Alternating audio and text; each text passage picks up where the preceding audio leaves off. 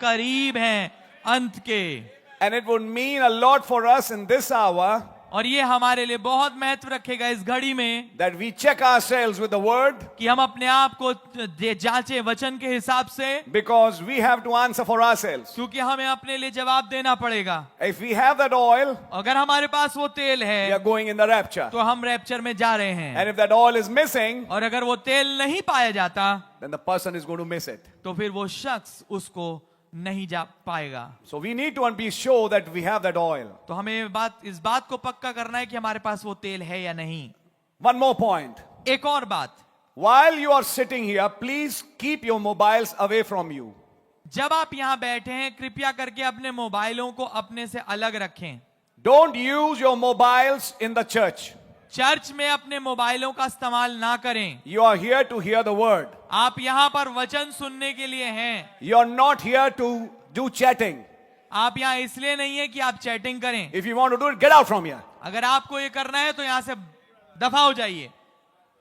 If you had some business, then stay out and do your business. Don't come here. अगर आपका कोई business है तो बाहर करिए, यहाँ पर मत करिए। I think you understand what I'm saying. मैं सोचता हूँ आप समझ रहे होंगे क्या मैं कह रहा हूँ। When you are here, stop your mobiles जब आप यहाँ पर हैं तो अपने मोबाइलों को खत्म बंद कर दीजिए and hear the word. And if you don't want to hear the word, then get out.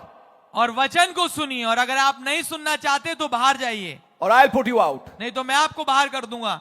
I think you're understanding it. मैं सोचता हूँ आप इसको समझ रहे होंगे। Thank you. धन्यवाद। Amen। Don't think that we don't observe things. ये मत सोचिए हम चीजों को ऑब्जर्व नहीं करते।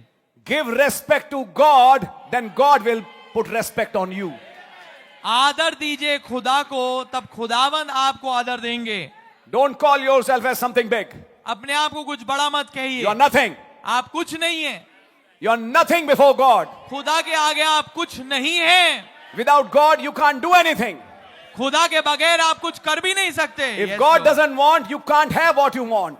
अगर खुदावन ना चाहे तो आपको वो मिल ही नहीं सकता जो आप चाहते हैं। Ask yourself a question. अपने से एक सवाल पूछिए, Why have I come to church then? तो फिर मैं चर्च क्यों आया हूँ? Why? What's the purpose of my coming to church? मेरे चर्च आने का उद्देश्य क्या है? If I'm busy with my mobile, let me go out. अगर मैं अपने मोबाइल में बिजी हूँ तो मैं बाहर ही चला जाऊं। Go out and walk on the streets with your mobile.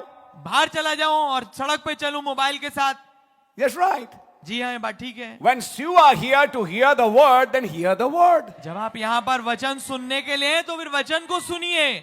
Give God that place. खुदावंद को स्थान दीजिए। If you don't, अगर आप नहीं देंगे, remember one day God will take a reply from you. याद रखिए एक दिन खुदावन आपसे उसका जवाब लेंगे। Yeah, so don't show yourself very busy, please. तो अपने आप को बहुत व्यस्त मत दिखाइए कृपया। There is nothing called busyness before God. खुदा के सामने कोई बिजीनेस होती नहीं। Nonsense. ये सब बकवास है। When you're in the house of the Lord, hear the word. जब आप खुदावन के भवन में हैं तो वचन को सुनिए।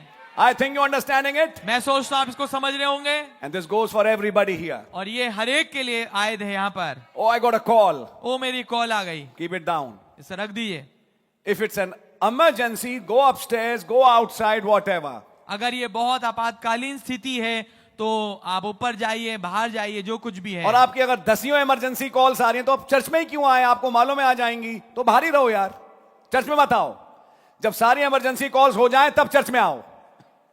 समझ में आ रही है आपके? When you are here to hear the word. जब आप यहाँ हैं तो आप वचन सुनने के लिए यहाँ पर हैं। I think it's clear. मैं सोचता हूँ स्पष्ट है। Thank you if you have understood it. धन्यवाद आपका अगर आपको ये समझ में आ गया। But if you still don't understand it, पर अगर आपको अभी भी नहीं समझ में आया, God has got ways to make you understand, sir. खुदावन के पास तरीके हैं श्रीमान आपको समझाने के। And I don't want those ways to come in your life. और मैं नहीं चाहता कि वो तरीके आपके जीवन में आ जाएं। So thank you if you have understood it. तो आपको धन्यवाद अगर आपको ये समझ में आ गया। So God really bless you. तो खुदावन आपको बताए से बरकत This they. goes for brothers and this goes for sisters. ये आयत है भाइयों के लिए भी और बहनों के लिए भी। I think you have understood it. मैं सोचता हूँ आप समझ चुके होंगे। And pass on this information to those who are not here.